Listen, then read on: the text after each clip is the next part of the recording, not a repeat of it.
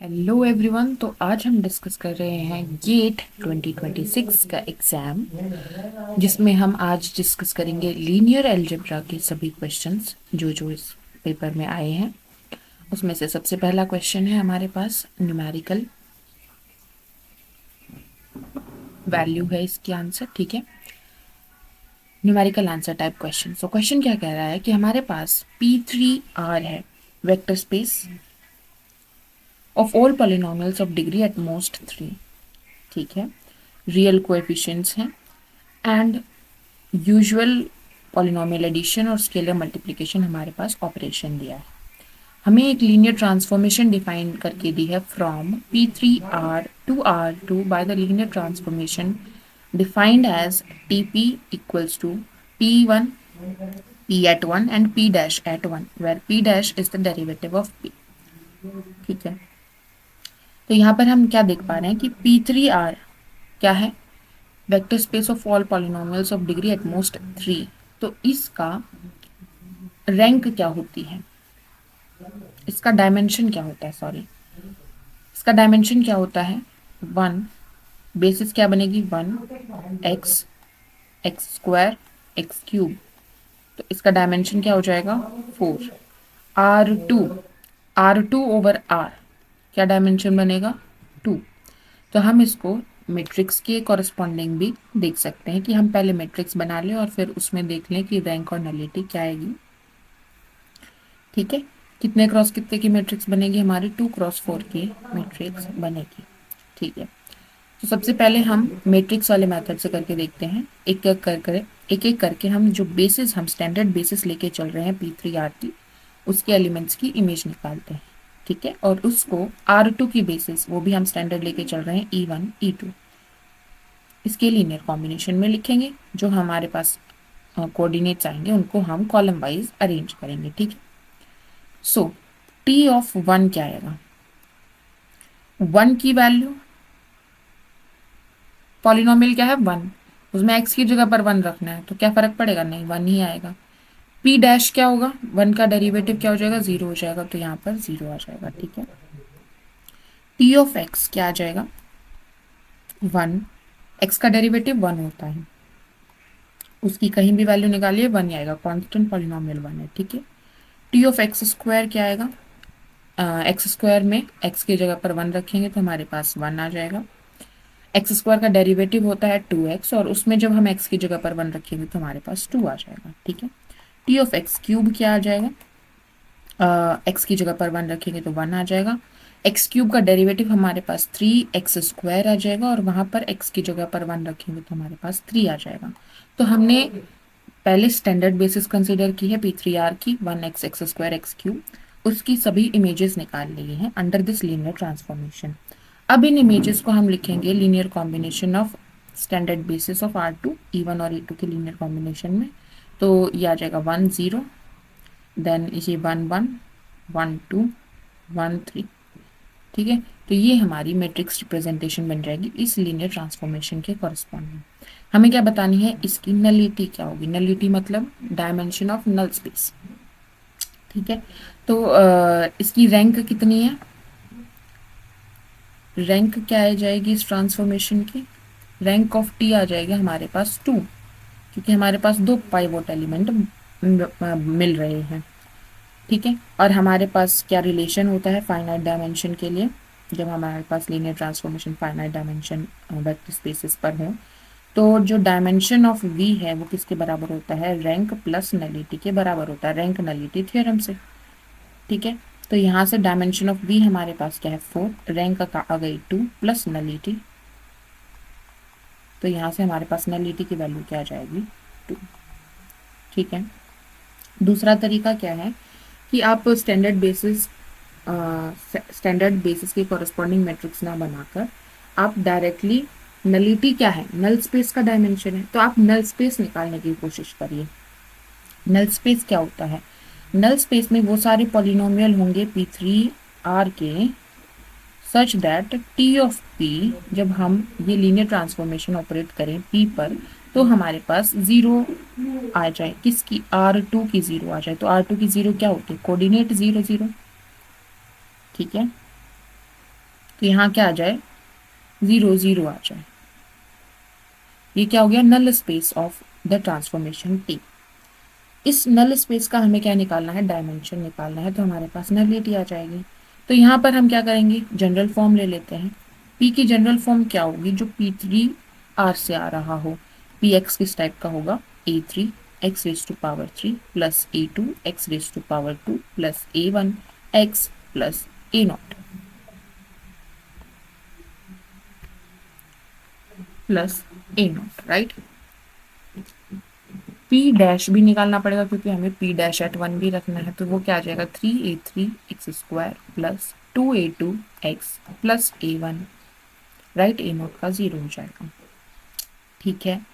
तो हमारे पास नल स्पेस क्या बनेगा, all those P belongs to P3 R such that T of P हमें क्या दिया है, P(1) and P dash at 1 किसके बराबर आ जाए, 0 0 के बराबर आ जाए, ठीक है। P(1) यहाँ पर P में 1 रखिए, x की जगह पर क्या आ जाएगा, यानी कि हमारे पास A3 plus A2 plus A1 plus A0 आ जाएगा। P'(1) यहाँ पर x की जगह 1 रखेंगे तो आ जाएगा 3A3 plus 2A2 plus A1 आ जाएगा, ठीक है। दिस इज इक्वल्स टू 0,0, ये बने। ये हमारा नल स्पेस बन जाएगा। इसको हम और कोऑर्डिनेट वाइज, कंपोनेंट वाइज हम इसको इक्वेट करेंगे तो हमारे पास दो इक्वेशन मिल गई है हमें, जो इस पॉलिनोमियल के कोएफिशिएंट्स को रिलेट कर रही है। पहली इक्वेशन है A3 plus A2 plus A1 plus A0 is equals to 0। दूसरी हमारे पास है 3A3 plus 2A2 plus A1 equals to 0। तो ये बेसिकली इसका सॉल्यूशन स्पेस बन गया। हमें क्या चाहिए, हमें इसका डायमेंशन चाहिए क्योंकि हमें नलिटी निकालनी है, ठीक है। तो इसका डायमेंशन कैसे निकालेंगे हम, नंबर ऑफ फ्री वेरिएबल्स ढूंढने हैं। तो नंबर ऑफ फ्री वेरिएबल्स यहाँ पर देखो, फ्री वेरिएबल्स ढूंढने हैं तो हम मैट्रिक्स बनाते हैं दोबारा से, 1 1 1 1 3 2 1 0, ठीक है। ये हमारी मैट्रिक्स बन गई। अब इसमें नंबर ऑफ फ्री वेरिएबल्स ढूंढना है तो हमें इसको क्या करेंगे, रिड्यूस्ड एक्लियन फॉर्म में कन्वर्ट कर लेंगे, रो रिड्यूस कर लेंगे। 1 1 1 1 इसका 3 टाइम्स 0, इसका 3 टाइम्स माइनस करेंगे तो हमारे पास -1, इसका 3 टाइम्स माइनस करेंगे तो -2 और इसका 3 टाइम्स माइनस करेंगे तो -3। तो हमारे पास ये आ गया। इसमें हमने देखा कि हमारे पास दो पाइवोट आ रहे हैं, मतलब ये दोनों तो क्या हो गए, ये दोनों मतलब हमारी रैंक 2 आ गई। और जो ये फ्री A1 और A0 है ये एज अ फ्री वेरिएबल काम कर जाएंगे। तो यहाँ पर हमारे पास 2 फ्री वेरिएबल आ गए, तो हमारा डायमेंशन क्या हो जाएगा, सॉल्यूशन स्पेस का 2 हो जाएगा। तो मतलब हमारी नलिटी क्या आ गई, 2 आ गई, ठीक है। तो आप ऐसे भी जा सकते हैं और ऐसे भी जा सकते हैं। आई गेस जो स्टैंडर्ड बेसिस से था वो मेथड ईजी था, ठीक है। नेक्स्ट हमारा क्वेश्चन है ये क्या बोल रहा है कि हमें बताना है कि हमें ये जे दे रखी है, हमें ये दिख रही है कि ये एक जॉर्डन कैनोनिकल फॉर्म है, अपर ट्रायंगल बना के दिया है, अपर ट्रायंगुलर मैट्रिक्स है।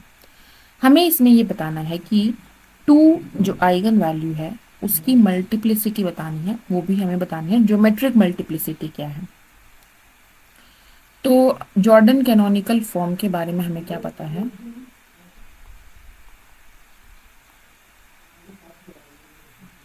फर्स्ट थिंग तो हमें ये पता है कि इसमें number of Jordan block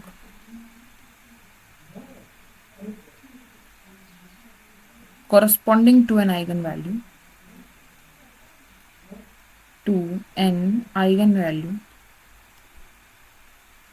is equals to the dimension of its eigenspace, dimension of the eigenspace corresponding to that eigenvalue, which is equals to the number of Li eigenvectors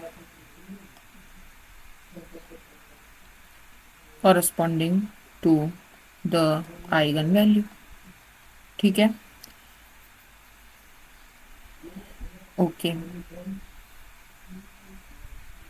Li eigenvector corresponding to the eigenvalue, या फिर हम क्या बोल सकते हैं, is equals to the GM of eigen value, ठीक है। तो यहाँ पर 2 के कॉरस्पॉन्डिंग हमें कितने जॉर्डन ब्लॉक दिख रहे हैं, एक तो ये, दूसरा ये, तो हमें 2 जॉर्डन ब्लॉक्स दिख रहे हैं corresponding to the eigen value 2। तो इसकी ज्योमेट्रिक मल्टीप्लिसिटी 2 हो जाएगी।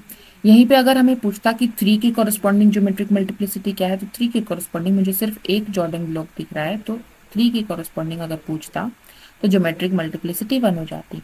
यहीं पर अगर ज्योमेट्रिक मल्टीप्लिसिटी की जगह एल्जेब्राइक मल्टीप्लिसिटी पूछता, तो एल्जेब्राइक मल्टीप्लिसिटी कैसे निकालते हम कि आइगन वैल्यू कितनी बार आई है डायगोनल पर, तो 2 4 बार आई है, तो एल्जेब्राइक मल्टीप्लिसिटी 2 की क्या हो जाएगी, 4 हो जाएगी, और 3 की एल्जेब्राइक मल्टीप्लिसिटी 2 हो जाएगी।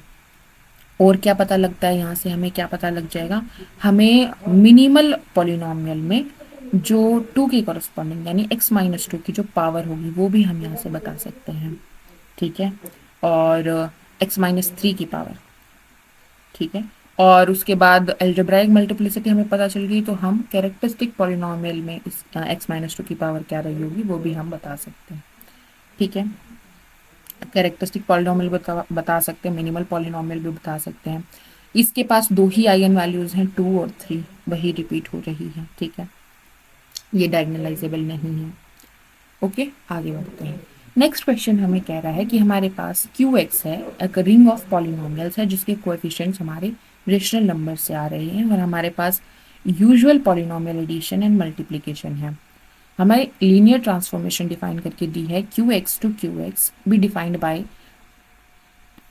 ट्रांसफॉर्मेशन T जब PX पर ऑपरेट कर रही है तो x को हम x² से रिप्लेस कर दे रहे हैं for all PX belongs to QX, which of the following statement is are true.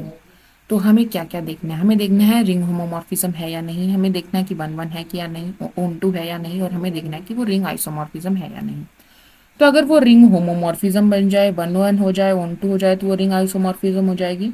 लेकिन अगर इनमें से कुछ भी फेल कर जाए तो वो रिंग आइसोमॉर्फिज्म नहीं होगी, ठीक है। तो सबसे पहले हम चेक करते हैं कि ये 1 1 है या नहीं। 1 1नेस के लिए हमें क्या चाहिए, देखो यहाँ पर फाइनाइट डायमेंशन तो है नहीं, ठीक है, तो हम मैट्रिक्स से तो बात कर नहीं पाएंगे, तो हम डायरेक्ट जो हमारा फॉर्मूला जो हमारा कहता है कि 1 1 अगर है तो उसका मतलब क्या हो जाएगा कि जो कर्नल होगा या जो नल स्पेस होगा इस ट्रांसफॉर्मेशन का, वो क्या बन जाएगा, हमारा 0 होना चाहिए सिर्फ, T इज 1 1। तो इसका क्या इम्प्लीकेशन होता है कि only 0 is map to the 0। Okay, so हम देखते हैं कि T ऑफ PX 0 किस किस पॉलिनोमियल के लिए हो रहा है। अब PX क्या है, कोई भी पॉलिनोमियल है, ठीक है, जिसके कोएफिशिएंट Q से आ रही है, तो हम क्या कर लेते हैं, जनरल फॉर्म लिख लेते हैं पॉलिनोमियल की, an x raise to power n plus an-1 x raise to power n-1 plus and so on plus a1x plus a0, और यहाँ पर जो a1 a2 a0 a1 a2 an हैं ये हमारे कहाँ से आ रहे हैं, Q से आ रहे हैं। इसके ऊपर हम T लगाएंगे तो हमें देखना है कि 0 किस किस के लिए आएगा, ठीक है। यहाँ पर 0 पॉलिनोमियल की ही बात करेंगे क्योंकि यहाँ पर भी हमारे पास क्या है, QX है, तो 0 पॉलिनोमियल ही डिस्कस होगा, ठीक है। तो ये ऑपरेट करता है जब किसी पॉलिनोमियल पर, तो क्या करता है, x की जगह x² रिप्लेस कर देता है, तो हमारे पास इमेज क्या आ जाएगी, an, x की जगह x² तो x2n हो जाएगा प्लस an-1, x की जगह 2x यानी 2n-2 हो जाएगा plus and so on plus a1 x² plus a0 हो जाएगा, ठीक है, किसके बराबर आ गया, 0 के बराबर आ गया। यहाँ से जब हम कंपेयर करेंगे कोएफिशिएंट्स को तो हमारे पास क्या आ जाएगा कि a0 0 है, a1 भी 0 है, a2 भी 0 है, an-1 भी 0 है और an भी 0 है। तो अगर ये सारे कोएफिशिएंट्स 0 हैं तो हमारे पास px क्या हो जाएगा, 0 पॉलिनोमियल ही हो जाएगा, मतलब 0 पॉलिनोमियल ही 0 पर मैप हो रहा है, तो ये हमारा 1 1 हो जाएगा, ठीक है। नेक्स्ट हमें कंडीशन देखनी है कि ये ऑन2 होगा या नहीं होगा, मतलब सारे QX की हमें इमेज मिल रही है, प्री इमेज हमें मिल रही है या नहीं मिल रही है। तो सपोज मेरे पास x³ क्या वो QX से बिलोंग करेगा, हाँ जी करेगा, क्योंकि इसका जो कोएफिशिएंट है 1 वो एक रेशनल नंबर है। क्या इसकी कोई प्री इमेज होगी जो एक पॉलिनोमियल हो Q में, ठीक है, इसकी कोई प्री इमेज नहीं एग्जिस्ट करेगी, तो ये ऑन2 नहीं होगा, क्योंकि हमने क्या ऑब्जर्व किया कि हम कोई भी अगर पॉलिनोमियल लें तो ये क्या कर रहा है, जो हमारा इमेज बनेगी, इमेज में जो भी पॉलिनोमियल आएगा वो एक इवन फंक्शन होगा, ठीक है। कभी भी जो ओड पॉलिनोमियल्स होंगे, ओड फंक्शन होंगे, वो इमेज में नहीं आ पाएंगे। समझ पा रहे हो आप ये बात? लेकिन ओड फंक्शंस तो क्यू में जाएंगे, ओड पॉलिनोमियल तो क्यू एक्स में बिलोंग करेंगे, ठीक है। तो इसलिए ये हमारा क्या होगा, ये ऑन टू नहीं होगा। तो ये 1 1 था, ठीक है, ऑन टू नहीं हुआ तो रिंग आइसोमॉर्फिज्म अपने आप ही फेल हो गया। अब हमारे पास क्या चेक करना रह गया, रिंग होमोमॉर्फिज्म होगा या नहीं। रिंग होमोमॉर्फिज्म के लिए हमें क्या देखना होगा, रिंग की जो ऑपरेशंस हैं वो प्रिजर्व हो रही हैं या नहीं हो रहे under this operation, under this linear transformation. तो वो देखते हैं। सबसे पहले एडिशन देखेंगे।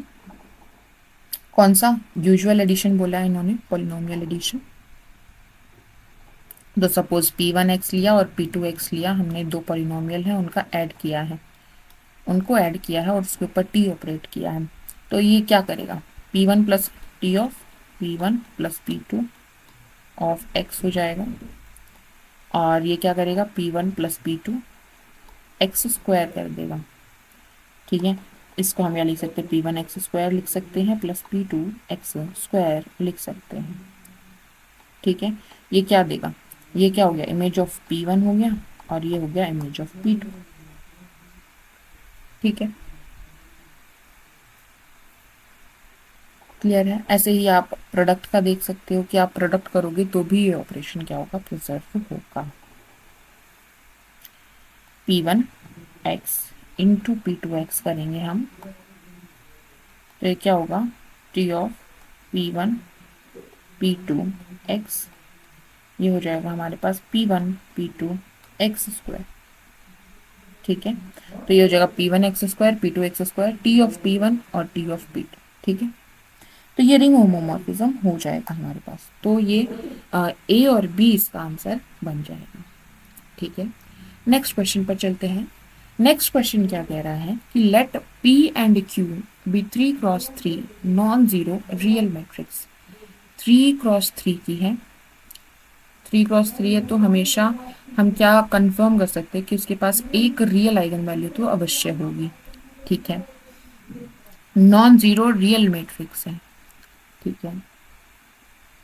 उसके बाद रियल मैट्रिक्स है ना, इसीलिए रियल आइगन वैल्यू होगी, नॉन जीरो है, ये भी बोल दिया है। Assume that there existed 3x3 real non singular matrix, यानी एक इन्वर्टिबल मैट्रिक्स एस एग्जिस्ट कर रही है such that S inverse P S and S inverse Q S are both upper triangular. इसका मतलब क्या हुआ कि पी एंड क्यू दोनों ही क्या है, ट्रायंगुलराइजेबल है ओवर आर। इसका मतलब क्या हुआ कि दोनों की जॉर्डन कैनोनिकल फॉर्म हम बना सकते हैं आर पर। इसका मतलब दोनों की जो आइगन वैल्यूज है वो क्या है, रियल नंबर ही हैं, ठीक है। अगर कॉम्प्लेक्स नंबर होता है तो हम इसको ट्रायंगुलराइज नहीं कर पाते, ठीक है। यहाँ तक क्लियर है? अच्छा, हमें पूछा किसके बारे में है, हमें पूछा है P Q minus Q p के बारे में। सारे ऑप्शंस में वही इंक्लूडेड है। तो P Q minus Q p के बारे में हम देखते हैं। P Q minus Q P, तो इसमें क्या करेंगे हम, एस इनवर्स और एस अप्लाई कर देते हैं, अंदर जाएगा तो ये हो जाएगा S inverse P Q S minus S inverse Q P S, ठीक है। यहाँ पर बीच में भी हम आइडेंटिटी की जगह एस इनवर्स एस लिख सकते हैं, तो ये हो जाएगा P S S inverse Q S minus S inverse Q S S inverse P S, ठीक है। एस इनवर्स पी एस जो कि एक क्या है, अपर ट्रायंगुलर मैट्रिक्स है, इसको मैं पी डैश से रिप्रेजेंट कर लेती हूँ। एस इनवर्स क्यू एस वो भी क्या है, एक अपर ट्रायंगुलर मैट्रिक्स है, उसको मैं क्यू डैश से रिप्रेजेंट कर लेती हूँ। ये एक अपर ट्रायंगुलर मैट्रिक्स है क्यू डैश और ये अपर ट्रायंगुलर मैट्रिक्स है पी डैश। तो क्या हो रहा है, जब P Q minus Q p को मैं एस इनवर्स एस से मल्टीप्लाई कर रही हूँ, मतलब S inverse S, S inverse से प्री मल्टीप्लाई और एस से पोस्ट मल्टीप्लाई कर रही हूँ, तो ये जो बन रही है, ये क्या बन रही है, एक अपर ट्रायंगुलर मैट्रिक्स बन रही है। ऐसा क्यों बोला मैंने, क्योंकि दो अपर ट्रायंगुलर मैट्रिक्स का प्रोडक्ट करेंगे तो अपर ट्रायंगुलर ही आएगा, और फिर दो अपर ट्रायंगुलर मैट्रिक्स का सब्ट्रैक्शन करेंगे तो वो भी एक अपर ट्रायंगुलर मैट्रिक्स ही बनेगी। तो इसका मतलब P Q minus Q P भी एक ट्रायंगुलराइजेबल मैट्रिक्स है, मतलब कि ये भी, इसकी भी जॉर्डन कैनोनिकल फॉर्म एग्जिस्ट कर रही होगी, इसकी भी सारी आइगन वैल्यूज रियल ही होंगी, ठीक है। लेकिन अब हमें क्या पता है कि जो P डैश है वो एक अपर ट्रायंगुलर मैट्रिक्स है, Q डैश है वो भी एक अपर ट्रायंगुलर मैट्रिक्स है, अच्छा, जो ए है एक अपर ट्रायंगुलर मैट्रिक्स है तो इसके डायगोनल एलिमेंट्स हैं। बी जो है वो भी एक अपर ट्रायंगुलर मैट्रिक्स है, उसके भी डायगोनल एलिमेंट्स हैं।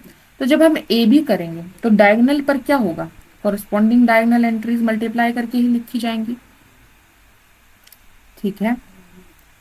और जब हम बी ए करेंगे तो भी वही वैल्यूज आएगी, डायगोनल पे तो सेम वैल्यूज ही आएंगी, क्या चेंज हो जाएंगी, नहीं होंगी। तो हम क्या कहना चाह रहे हैं कि पी डैश क्यू डैश जब हमने किया तो डायगोनल पर जो वैल्यूज आई, और क्यू डैश पी डैश जब हमने किया और तब डायगोनल पर जो वैल्यू आई, तो डायगोनल पर दोनों में सेम वैल्यू आएंगे। तो सब्ट्रैक्शन करेंगे तो यहाँ पर जो डायगोनल पर वैल्यूज आ जाएंगी वो क्या हो जाएंगी, जीरो हो जाएंगे। तो इसका जो डायगोनल होगा वो एक 0 0 0 ऐसा दिखेगा, डायगोनल पर एंट्रीज ऐसी दिखेंगी, ठीक है। ये बात समझ आई। देखो एक एग्जाम्पल देखते हैं। सपोज हमारे पास एक अपर ट्रायंगुलर मैट्रिक्स है 2 3 1 4 0, ठीक है, और दूसरी अपर ट्रायंगुलर मैट्रिक्स है 1 2 3 0 4 5 6 7 8, ठीक है। हमें इन दोनों को मल्टीप्लाई करना है। तो जब हम ये ए और ये बी ए बी निकालेंगे तो हमारे पास डायगोनल पर सिर्फ डायगोनल एंट्रीज लिखते हैं 2 आएगा, देन यहाँ पर हमारे पास 3 4 12 आएगा, देन हमारे पास यहाँ पर 0, ठीक है। जब हम बी ए निकालेंगे तो हमारा डायगोनल पर क्या आएगा, ये देखोगे तो 2 आएगा, यहाँ पर 12 आएगा और यहाँ पर 0 आएगा, ठीक है। सेम डायगोनल एंट्रीज है और इनका सब्ट्रैक्शन कर देंगे तो क्या होगा, 0 0 0 ही आ जाएगा डायगोनल पर, ठीक है। तो हमने क्या देखा, जो P Q minus Q P है वो सिमिलर हो रही है एक मैट्रिक्स के जिसके डायगोनल एंट्रीज 0 हैं और वो एक अपर ट्रायंगुलर मैट्रिक्स है, मतलब इसकी सारी आइगन वैल्यूज 0 हैं। जिस मैट्रिक्स की सारी आइगन वैल्यूज 0 होती हैं उसे हम क्या बोलते हैं, निलपोटेंट मैट्रिक्स बोलते हैं। सारी आइगन वैल्यूज 0 हैं तो क्या वो इन्वर्टिबल हो सकती है, नहीं। इन्वर्टिबल के लिए क्या होना चाहिए, नॉन सिमिलर मैट्रिक्स होनी चाहिए, डिटर्मिनेंट क्या होना चाहिए, नॉन जीरो होना चाहिए। तो जो फर्स्ट ऑप्शन क्या कह रहा है कि पी क्यू माइनस क्यू पे एक इन्वर्टिबल मैट्रिक्स है, ये गलत हो जाएगा क्योंकि हमारी सारी आइगन वैल्यूज क्या आ रही हैं, 0 आ रही हैं। Matrix P Q minus Q P एक नीलपोटेंट मैट्रिक्स है, ये बिल्कुल ठीक है, नीलपोटेंट है, इसकी सारी आइगन वैल्यूज 0 है। नेक्स्ट ऑप्शन हमें क्या कह रहा है कि the matrix I plus p Q minus Q p is invertible. अब p Q minus Q p की जो आइगन वैल्यूज है वो क्या है, 0 0 0, और आई आइडेंटिटी मैट्रिक्स इसकी आइगन वैल्यूज क्या होती है, 1 1 1। इन दोनों को ऐड करेंगे तो हमारे पास इस पूरे की आइगन वैल्यूज क्या आ जाएंगी, 1 1 1। तो ये क्या बन गया, एक इन्वर्टिबल मैट्रिक्स बन गई। इनका प्रोडक्ट क्या आएगा, 1 आएगा, नॉन जीरो नंबर है, तो it is an invertible matrix. हाँ जी, एक इन्वर्टिबल मैट्रिक्स है। अच्छा, ये हम कर क्यों पाए, आइगन वैल्यूज ऐड क्यों कर पाए, क्योंकि P Q minus Q p की जो 0 आइगन वैल्यूज हैं वो किसी आइगन वेक्टर के कॉरस्पॉन्डिंग है, और वही आइगन वेक्टर आइडेंटिटी का भी एक आइगन वेक्टर बन जाएगा कॉरस्पॉन्डिंग टू आइगन वैल्यू 1, इसलिए हम आइगन वैल्यूज ऐड करते हैं, ठीक है।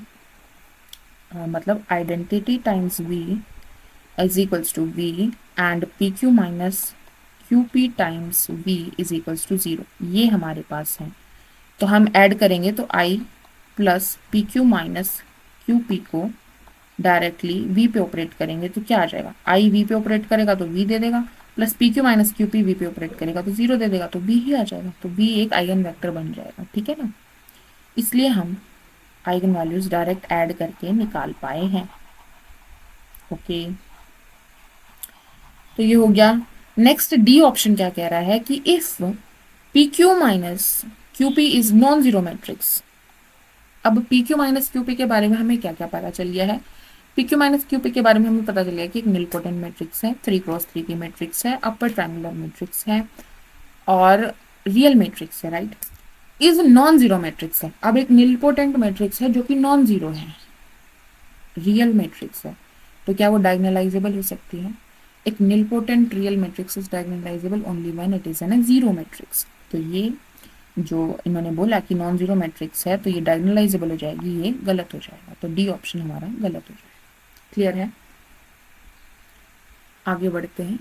नेक्स्ट क्वेश्चन हमारा है क्वेश्चन नंबर 37। इसमें क्या बोला है, लेट पी हमें दिया है 1 0 0 0 9 0 0 0 16 डायगोनल मैट्रिक्स है।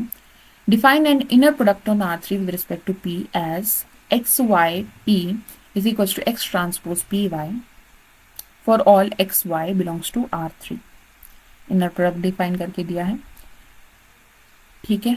Consider the subspace V span of these two vectors. Which one of the following set is an orthonormal basis for V with respect to x, y? Orthonormal basis, orthonormal basis का क्या मतलब हुआ कि वो दोनों एक दूसरे के साथ परपेंडिकुलर होने चाहिए, मतलब उन दोनों का जो डॉट प्रोडक्ट है या इनर प्रोडक्ट हम बात करें एक्स वाई जो है वो क्या आना चाहिए, 0 आना चाहिए, और एक्स का एक्स के साथ 1 आना चाहिए और वाई का वाई के साथ 1 आना चाहिए।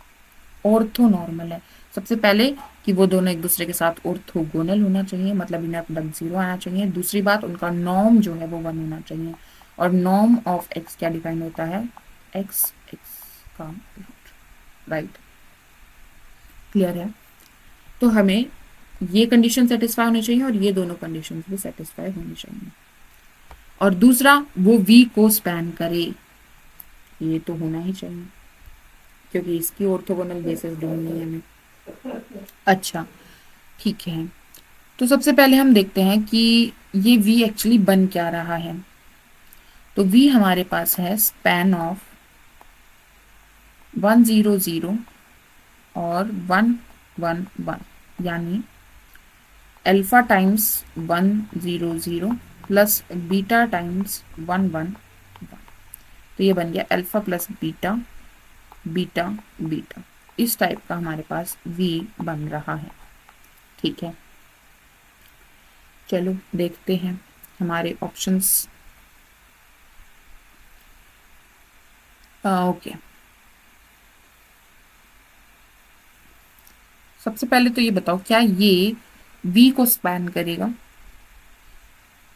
क्या इसका स्पैन v के स्पैन के बराबर होगा?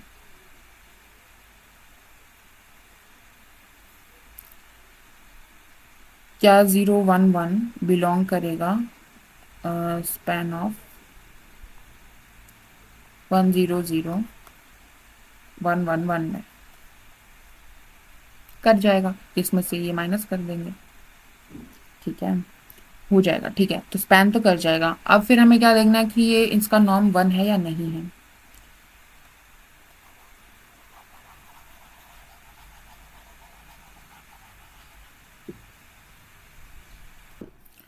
बाकी का भी हम पहले चेक कर लेते हैं कि ये इस स्पेस में जाएंगे या नहीं।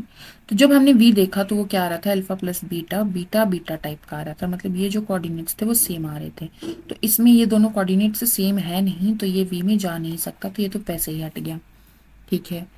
इसमें ये दोनों कोऑर्डिनेट्स बराबर हैं, इसमें भी बराबर हैं, इसमें भी बराबर है और इसमें भी बराबर है, ठीक है। यहाँ तक बात समझ आ गई है? हाँ जी आ गई है। एक ऑप्शन हमारा डिस्कार्ड हो गया है। अब हम सीधा जल्दी जल्दी देखते हैं कि जो हमारा 1 0 0 है, सबसे पहले हम देखते हैं जो 0 1 1 है क्या उसका नॉर्म 1 आ रहा है।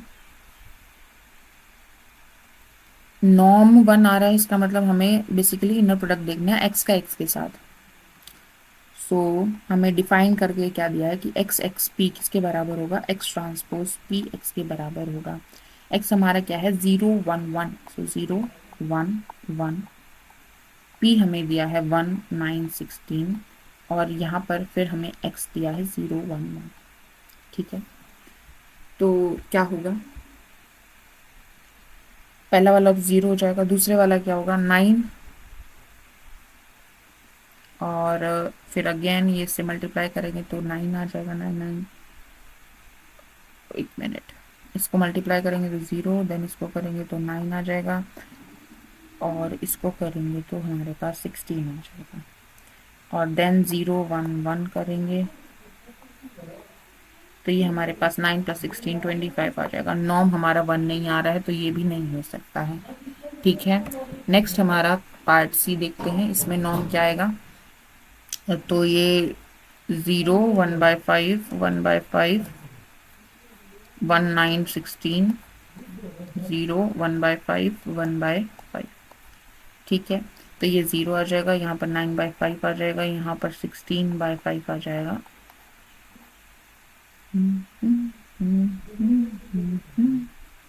और फिर हम 0 1/5 से मल्टीप्लाई करेंगे तो हमारे पास क्या आ जाएगा, 9/5 इंटू 1/5 इज 9/25 प्लस, ओके, 16/25।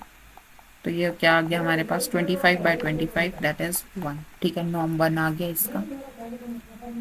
और इसमें हम नॉर्म देखेंगे तो हमारे पास क्या आ जाएगा, 0 1√2 1√2। यहाँ पर हम मल्टीप्लाई करके डायरेक्ट ही लिख लेते हैं। ठीक है, आई होप आपको पैटर्न समझ आ गया होगा अब तक। तो ये आ जाएगा 9/√2, ये आ जाएगा 16/√2। ठीक है, मल्टीप्लाई करेंगे दोबारा से तो हमारे पास क्या आ जाएगा, 9/2 प्लस 16/2, यानी 16 प्लस 9 9 6 15, 25/2। तो अगेन नॉर्म 1 नहीं आ रहा, तो ये भी नहीं हो सकता, तो यही आंसर आ जाएगा। बाकी इसमें और क्या क्या चेक करना था, 100 का नॉर्म क्या आएगा, जल्दी से चेक करो, 100 का नॉर्म क्या आएगा, 100। इसको मल्टीप्लाई करना है 1916 के साथ एंड देन यहाँ पर 100। इसको इसके साथ करेंगे तो 1 आ जाएगा, ये 0 देगा, ये भी 0 देगा, और फिर 100 को इसके साथ मल्टीप्लाई करेंगे तो ये 1 देगा। ठीक है, 100 का नॉर्म भी क्या आ रहा है, 1 आ रहा है। देन हमें क्या चेक करना था कि ये दोनों एक दूसरे के ऑर्थोगोनल है या नहीं, यानी x डॉट वाई मतलब 100। तो अब हमें क्या देखना है,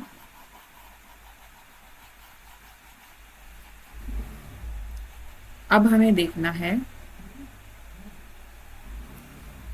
100 1916, और इसको मल्टीप्लाई करना है हमें 0 1/5 से। तो ये 0 आना चाहिए, ये दोनों एक दूसरे के क्या होने चाहिए, परपेंडिकुलर होने चाहिए, ऑर्थोगोनल होने चाहिए। इनका जो इनर प्रोडक्ट है वो 0 आना चाहिए। तो मल्टीप्लाई करेंगे तो ये फर्स्ट वाले 0 हो जाएगा, ये 9/5 हो जाएगा, ये 16/5 हो जाएगा। और इसको जब आप 100 से करेंगे मल्टीप्लाई तो ये क्या दे देगा, 0 दे देगा। ठीक है, ये दोनों एक दूसरे के ऑर्थोगोनल है, हाँ जी हैं।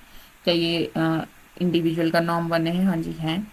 और क्या ये इसको स्पैन कर रहे हैं, हाँ जी कर रहे हैं। दोनों आपस में लीनियरली इंडिपेंडेंट है, तो ये आंसर हो जाएगा। ठीक है, आगे बढ़ते हैं। नेक्स्ट क्वेश्चन हमारा क्या कह रहा है कि let T from R3 to R3 be a linear transformation which reflects every vector in R3 through a two-dimensional subspace of R3। ठीक है, तो हमारे पास एक लीनियर ट्रांसफॉर्मेशन है जो रिफ्लेक्शन कर रही है। रिफ्लेक्शन का क्या मतलब होता है, इसको रिफ्लेक्ट कर रही है, राइट।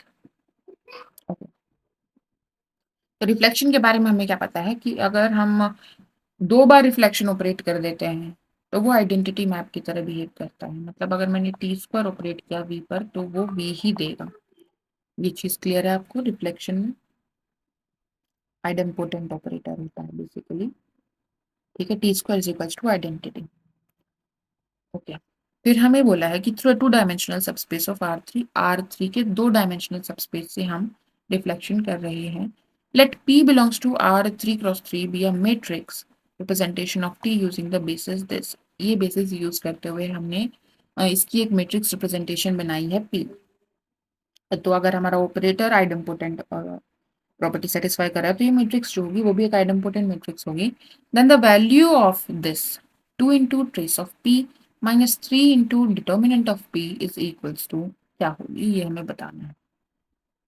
ठीक है, अब आइडेंपोटेंट मैट्रिक्स के बारे में हमें क्या पता है कि आइडेंपोटेंट मैट्रिक्स क्या हो गया, T² = आइडेंटिटी टाइप की हो गई है। इसका मतलब क्या होगा, इसकी आइगन वैल्यूज 1 हो सकती है, -1 हो सकती है, और ये क्या होगी, एक डायगोनलाइजेबल होगी। ठीक है, यहाँ तक बात क्लियर है। अब 1 कब होगी और -1 कब होगी, ये कैसे पता चलेगा, कितने 1 और कितने -1। ठीक है, तो ये हमें ऐसा पता चलेगा, देखो 2 डायमेंशनल का सबस्पेस है हमारे पास। तो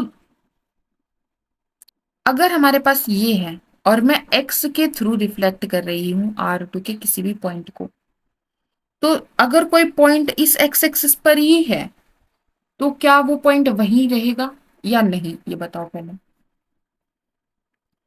x एक्सिस पर लाया करने वाले सारे पॉइंट फिक्स होंगे या नहीं, बिल्कुल होंगे। ठीक है, तो अगर मैं एक टू डायमेंशनल सबस्पेस के थ्रू रिफ्लेक्ट कर रही हूँ तो उस टू डायमेंशनल सबस्पेस पर लाया करने वाले सारे वेक्टर्स तो वहीं रहेंगे, वो तो कहीं और रिफ्लेक्ट होंगे नहीं, वो तो फिक्स रहेंगे। ठीक है। अब हमने बोला कि टू डायमेंशनल सबस्पेस है, तो ये जो सबस्पेस है इसके लिए हमारे पास दो एल आई वेक्टर्स होंगे, एक v1 होगा और एक v2 होगा। और ये जो ऑपरेटर है t जो है वो इन दोनों को फिक्स कर रहा होगा, मतलब t ऑफ v1 भी हमारे पास v1 आ रहा होगा और t ऑफ v2 भी हमारे पास v2 आ रहा होगा। मतलब आइगन वैल्यू 1 के कॉरस्पॉन्डिंग हमें दो एल आई वेक्टर्स तो मिल गए, आइगन वेक्टर्स। ठीक है। टू डायमेंशनल सबस्पेस कह रहे हैं और v1 और v2 हम इसका बेसिस कह रहे हैं, तो नॉन जीरो होंगे। ठीक है, एल आई होंगे। ओके। तो वन आइगन वैल्यू के कोरस्पॉन्डिंग हमें दो आइगन वेक्टर्स मिल गए हैं, v1 एंड v2, जो ये टू डायमेंशनल सबस्पेस फॉर्म कर रही होंगे, स्पैन कर रही होंगे। ठीक है। तो इसकी दो आइगन वैल्यूज हमें पता चल गई, 1 1। ठीक है। तीसरी आइगन वैल्यू भी क्या 1 ही है, 1 हो सकती है। अगर तीसरी आइगन वैल्यू 1 हो गई इसका मतलब क्या हो गया कि ये एक आइडेंटिटी ऑपरेटर हो गया, तीनों आइगन वैल्यूज हमारे पास 1 है। आइडेंटिटी ऑपरेटर हो गया, इसका मतलब क्या हो गया कि सारे ही वेक्टर्स को क्या कर रहा है, फिक्स कर रहा है। लेकिन हमें क्या बोला है कि ये जो लीनियर ट्रांसफॉर्मेशन है ये एक टू डायमेंशनल सबस्पेस के थ्रू जो वेक्टर्स हैं उनको रिफ्लेक्ट कर रही है। तो आइडेंटिटी ऑपरेटर तो नहीं है, तो जो तीसरी आइगन वैल्यू है वो 1 तो नहीं हो सकती, तीसरी आइगन वैल्यू क्या होगी, -1 होगी। तो इसके आइगन वैल्यूज हमारे पास क्या आ गई, 1 1 और -1, ये हमारे पास इसके आइगन वैल्यूज का सेट आ गया। ठीक है। तो अगर हम इसका ट्रेस मतलब सम ऑफ आइगन वैल्यूज, तो सम ऑफ आइगन वैल्यूज हमारे पास क्या आ रहा है, 1 आ रहा है, डिटर्मिनेंट -1 आ रहा है। ठीक है। तो वैल्यूज रखेंगे तो 2 इंटू 1 -3 इंटू -1, तो ये आ गया 2, -3 इंटू -1 इज 3, तो 2 + 3 इज 5, इसका आंसर आ जाएगा। क्लियर है। ओके। नेक्स्ट क्वेश्चन देखते हैं। नेक्स्ट क्वेश्चन हमें बोला है let P be a 3 × 3 real symmetric positive definite matrix. Real बोला है, सिमेट्रिक बोला है, पॉजिटिव डेफिनेट बोला है। पॉजिटिव डेफिनेट से क्या समझते हैं हम लोग कि इसकी जो सारी आइगन वैल्यूज होंगी वो पॉजिटिव होंगी। तो रियल सिमेट्रिक मैट्रिक्स दी है P, तो इसके कॉरेस्पॉन्डिंग हम एक क्वाड्रेटिक फॉर्म डिफाइन कर सकते हैं। सपोज हम B से कर रहे हैं। ठीक है। B ऑफ U कहाँ पर डिफाइन करें, R3। ठीक है।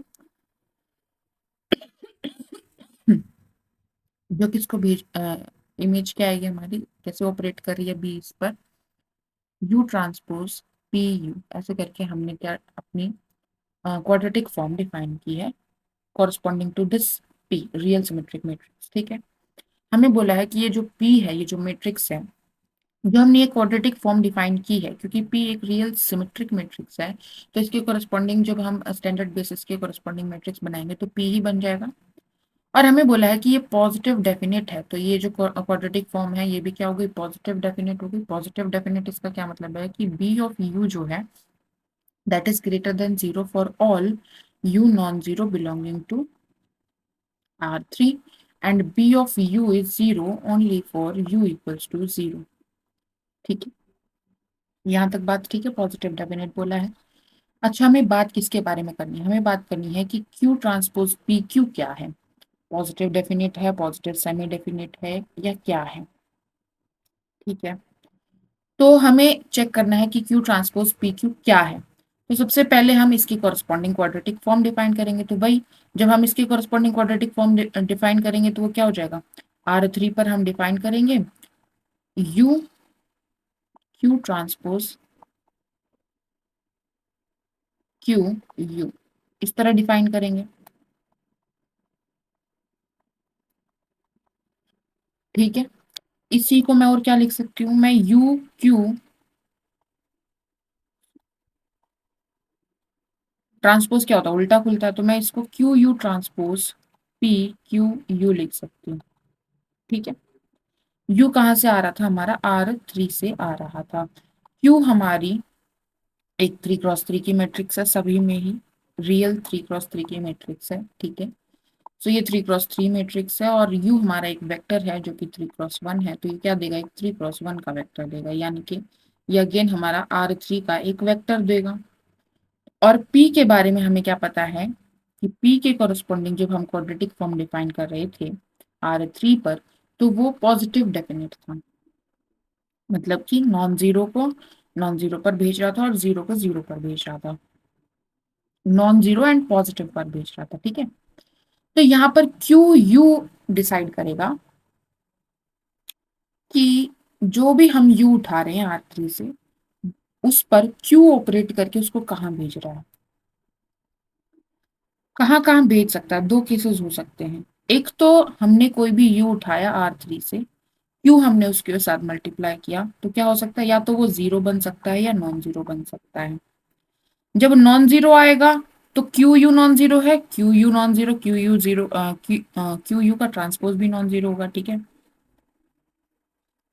तो ये इसको मैं बेसिकली क्या लिख सकती हूँ, इस वाले पार्ट को मैं ये लिख सकती हूँ कि ये बी ऑफ क्यू यू है, ठीक है ना। तो क्यू यू क्या हो सकता है, या तो जीरो हो सकता है या नॉन जीरो हो सकता है, उस हिसाब से ही हमारा डिसाइड हो जाएगा। अगर नॉन जीरो आया, इसका मतलब जो इमेज है ये वाली क्या आ जाएगी, ग्रेटर देन जीरो एंड क्या आ जाएगी, greater than zero and not equals to zero आ जाएगी। ग्रेटर देन जीरो उसी में इंक्लूडेड हो गया, नॉट इक्वल्स टू जीरो आ जाएगी। और अगर ये जीरो हो गया, क्यू यू जीरो हो गया, तो यहाँ पर जो क्यू ट्रांसपोज पी क्यू है वो क्या आ जाएगा, जीरो आ जाएगा इस केस में, ठीक है। तो हम सबसे पहले हमें देखना था क्यू ट्रांसपोज पी क्यू क्या बनेगा, पॉजिटिव डेफिनेट बनेगा, पॉजिटिव सेमी डेफिनेट बनेगा। तो हमने ऑपरेट करके देखा उसको किसी वेक्टर पर R3 के। तो हमने देखा कैसे ऑपरेट करेंगे, q transpose P Q u आ गया, ठीक है। इसको हमने क्यू यू का ट्रांसपोज लिखा, तो q u transpose P Q u आ गया। अब हम इसको क्या लिख सकते हैं, ये क्या बन गया, बी ऑफ क्यू यू, ठीक है। Q U is a vector in R3। B के बारे में हमें ये चीज पता है कि अगर अंदर वाला जो यू है जिस पर हम ऑपरेट कर रहे हैं वो नॉन जीरो है, तो ये ग्रेटर देन जीरो देगा। तो अगर क्यू यू हमारा नॉन जीरो आया, तो क्यू ट्रांसपोज पूरा लिख देते हैं, Q transpose P q of you हमारा क्या आ जाएगा, ग्रेटर देन जीरो आ जाएगा। और अगर क्यू यू जीरो हो गया तो Q transpose P Q U हमारा जीरो आ जाएगा, ठीक है। सो द ओनली पॉसिबिलिटी क्या है कि Q transpose P Q U is greater than equals to zero for all you belongs to R3, यही आ रहा है हमारा। तो इसका मतलब कि क्या क्या पॉसिबिलिटी है क्यू ट्रांसपोज पी क्यू के लिए, कि या तो वो क्या हो सकता है, पॉजिटिव डेफिनेट हो सकता है या फिर पॉजिटिव सेमी डेफिनेट हो सकता है, ठीक है। पॉजिटिव डेफिनेट और पॉजिटिव सेमी डेफिनेट में क्या अंतर आएगा, पॉजिटिव डेफिनेट कब होगा, जब सारे नॉन जीरो यू के लिए वो नॉन जीरो मतलब ग्रेटर देन जीरो ही वैल्यू दे, ठीक है, तभी हमारा पॉजिटिव डेफिनेट रहेगा। तो यू हम कोई भी नॉन जीरो वेक्टर उठाएं R3 से, तो क्यू यू भी नॉन जीरो वेक्टर ही दे, ये कब पॉसिबल है, देखो क्यू हम ले रहे हैं एक 3x3 मैट्रिक्स। अगर क्यू हम एक ऐसी मैट्रिक्स ले रहे हैं जिसके नल स्पेस का डायमेंशन या फिर हम बोल सकते हैं nullity not equals to zero है, जीरो नहीं है, जीरो से बड़ी है, वन है, टू है, थ्री है। अगर हम ऐसा कोई क्यू ले रहे हैं तो हम क्या बोल सकते हैं कि कोई एक वेक्टर होगा R3 में जिसे जो इसके नल स्पेस में जा रहा होगा, ठीक है। एक वेक्टर हो गया जो इसकी बेसिस हम बोल सकते हैं, और फिर उससे सारे कॉम्बिनेशन आ जाएंगे, ठीक है, लीनियर कॉम्बिनेशंस। तो हमें अगर हम ऐसे लेके चल रहे हैं क्यू जो इनवर्टिबल है मतलब कि उसकी रैंक क्या हो जाएगी, रैंक ऑफ क्यू क्या हो गई, थ्री हो गई। इसका मतलब उसकी नलिटी क्या हो जाएगी, जीरो हो जाएगी, मतलब सिर्फ जीरो को जीरो पर भेजने वाली मैट्रिक्स है क्यू, अगर हम क्यू ले रहे हैं जिसका डिटर्मिनेंट नॉन जीरो है, या फिर हम बोल सकते हैं क्यू ले रहे हैं जो कि इन्वर्टिबल है। तो अगर ये बोल रहा है कि क्यू इन्वर्टिबल ले ली, तो भी क्या है, क्यू जीरो को ही जीरो पर भेजेगी, नॉन जीरो को नॉन जीरो पर भेजेगी। अगर ये बोल रहा है कि क्यू का डिटर्मिनेंट नॉन जीरो ले रहे हैं, उसका भी मतलब इन्वर्टिबल ही हो गया ना। तो वहां से भी हमें ये पता चल जाएगा कि क्यू सिर्फ जीरो को जीरो पर भेज रही है, नॉन जीरो को नॉन जीरो पर भेज रही है। अगर बोल दिया कि रैंक क्यू की 3 है, इसका मतलब फुल रैंक है, मतलब डिटर्मिनेंट नॉन जीरो है। वहां से भी हमें पता चल गया कि क्यू इन्वर्टिबल है, मतलब 1 1 ऑन 2 है। ठीक है, बाइजेक्टिव है। ठीक है, तो सिर्फ जीरो को जीरो पे भेजेगी, बाकी नॉन जीरो वेक्टर्स को नॉन जीरो वेक्टर्स पर भेजेगी। तो इन तीनों कंडीशन से हमें ये पता चल जाएगा कि जो क्यू है वो नॉन जीरो वेक्टर को नॉन जीरो पर भेजेगा, अगर क्यू जो है वो एक इनवर्टिबल मैट्रिक्स है। ठीक है, और किस पर डिपेंड कर रहा था, हमारा क्यू यू पर ही डिपेंड कर रहा था। तो जो ये ऑप्शन इन्होंने दिया है, थर्ड ऑप्शन में इन्होंने क्या बोला है कि Q T P Q is positive definite if Q belongs to R 3 × 3 is non singular. Non singular बोल दिया है, मतलब इसका डिटर्मिनेंट हमें क्या दिया है कि वो नॉन जीरो है। डिटर्मिनेंट नॉन जीरो है, इसका मतलब क्या हुआ कि सिर्फ ये जीरो को जीरो पर भेजेगी, नॉन जीरो को नॉन जीरो पर भेजेगी। तो क्यू ऑफ यू हमेशा क्या होगा, for non zero you, Q of you भी क्या हो जाएगा, नॉन जीरो हो जाएगा, क्योंकि हम क्यू लेके क्या चल रहे हैं, नॉन सिंगुलर लेके चल रहे हैं। जब Q of you non zero है तो इस केस में हमारा क्या हो जाएगा कि Q transpose P q of u greater than zero आ जाएगा for all u not equals to zero. तो इस केस में ये हमारा ये वाला केस बन जाएगा, पॉजिटिव डेफिनेट वाला केस बन जाएगा। ठीक है, इन्होंने यही लिखा है, थर्ड ऑप्शन लिखा, तो ये हमारा करेक्ट हो जाएगा। ठीक है, अच्छा, अब दूसरा केस क्या हो सकता है, अगर हम क्यू इन्वर्टिबल ना लें, मतलब उसकी रैंक 3 से कम है, बेसिकली 2 हो सकती है, 1 हो सकती है, 0 हो सकती है।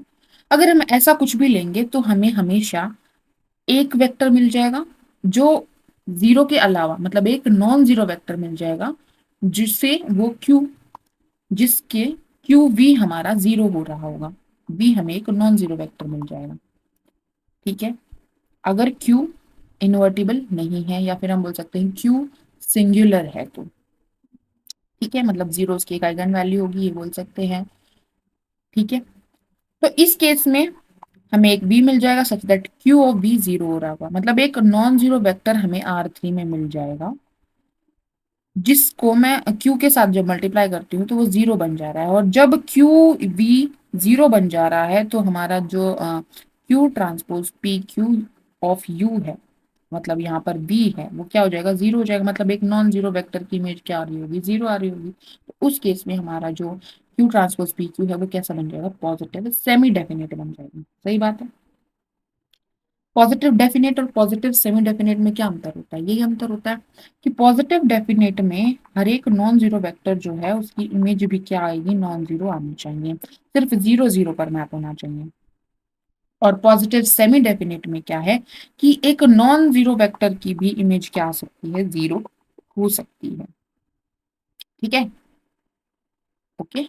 आइगन वैल्यूज की टर्म में देखें तो पॉजिटिव सेमी डेफिनेट क्या कहता है कि non negative eigen values possible हो सकती है। ठीक है, अच्छा, बाकी ऑप्शंस देखते हैं। फर्स्ट ऑप्शन क्या कह रहा है कि Q transpose P Q is positive definite for all non zero Q belongs to R3 × 3। सारी, कोई भी हम क्यू ले ले 3 × 3 की मेट्रिसेस, सभी के लिए जो क्यू ट्रांसपोज पी क्यू है वो पॉजिटिव डेफिनेट है। क्या ये बात ठीक है, सभी के लिए पॉजिटिव डेफिनेट आ रहा है क्या? अच्छा, क्या हम पॉजिटिव सेमी डेफिनेट को, सेमी डेफिनेट को पॉजिटिव डेफिनेट कह सकते हैं?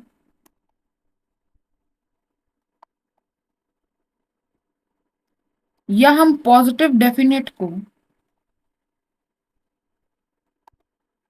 पॉजिटिव सेमी डेफिनेट कह सकते हैं? कौन सी वाली स्टेटमेंट ट्रू है?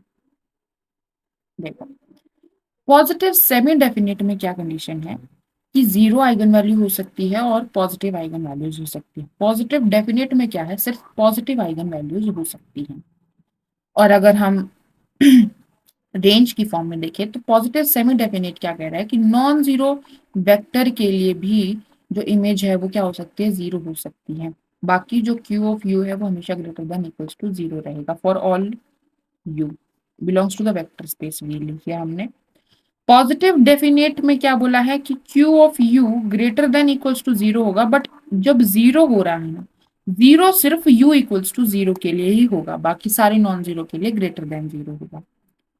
तो आपको क्या लगता है कौन सी डेफिनेशन दूसरे को इम्प्लाई करती होगी? पॉजिटिव सेमी डेफिनेट क्या पॉजिटिव डेफिनेट को इम्प्लाई करेगी? नहीं करेगी। क्यों नहीं करेगी? क्योंकि पॉजिटिव सेमी डेफिनेट में हमारे पास एक चांस क्या आ गया कि उसके पास आइगन वैल्यू जीरो भी हो सकती है। तो आइगन वैल्यू अगर जीरो हो गई तो पॉजिटिव डेफिनेट तो क्या कहता है कि सारी आइगन वैल्यूज पॉजिटिव होनी चाहिए। तो ये वाला जो क्वाड्रेटिक फॉर्म है वो इसमें जाएगी ही नहीं। मतलब ये स्पेस बड़ा हो गया, पॉजिटिव सेमी डेफिनेट बड़ा हो गया, पॉजिटिव डेफिनेट छोटा हो गया। मतलब पॉजिटिव सेमी डेफिनेट अगर है तो हम उसको पॉजिटिव डेफिनेट नहीं बोल सकते, क्योंकि सपोज हमें दे दिया है 0 1 1, ये हमें आइगन वैल्यूज बताई हैं। ठीक है, तो ये पॉजिटिव सेमी डेफिनेट तो है क्योंकि जीरो आइगन वैल्यू है और बाकी सारी पॉजिटिव है, नॉन नेगेटिव आइगन वैल्यूज है। बट ये पॉजिटिव डेफिनेट नहीं है। क्यों? क्योंकि इसकी एक आइगन वैल्यू जीरो है जो कि पॉजिटिव नहीं है। ठीक है, zero is neither positive nor negative, right. उसके बाद ये स्टेटमेंट देखिए, इस स्टेटमेंट में क्या बोला है कि पॉजिटिव डेफिनेट क्या इंप्लाई करेगा पॉजिटिव सेमी डेफिनेट को। पॉजिटिव डेफिनेट है इसका मतलब क्या है, उसकी सारी आइगन वैल्यूज क्या है, पॉजिटिव है। Positive positive positive. Positive semi definite क्या कह रहा है कि उसकी आइगन वैल्यूज पॉजिटिव भी हो सकती हैं और जीरो भी हो सकती हैं। तो ये वाला इसमें चला जाएगा, पॉजिटिव तो है ना इसकी, इसमें क्या है और है पॉजिटिव और जीरो। तो एक कंडीशन भी सेटिस्फाई हो गई तो इसे अंदर चली जाएगी। तो positive definite implies positive semi definite. Positive definite जो है वो सबसेट हो जाएगा पॉजिटिव सेमी डेफिनेट का, बट पॉजिटिव सेमी डेफिनेट जो है वो सबसेट नहीं होगा पॉजिटिव डेफिनेट का। ठीक है, तो यहाँ पर हमारा फर्स्ट ऑप्शन क्या कह रहा था कि क्यू ट्रांसपोज पी क्यू है is positive definite for all non zero Q. क्या सभी नॉन जीरो क्यू के लिए पॉजिटिव डेफिनेट आया? नहीं। इन्वर्टिबल के लिए, नॉन सिंगुलर क्यू के लिए हमारा पॉजिटिव डेफिनेट आया।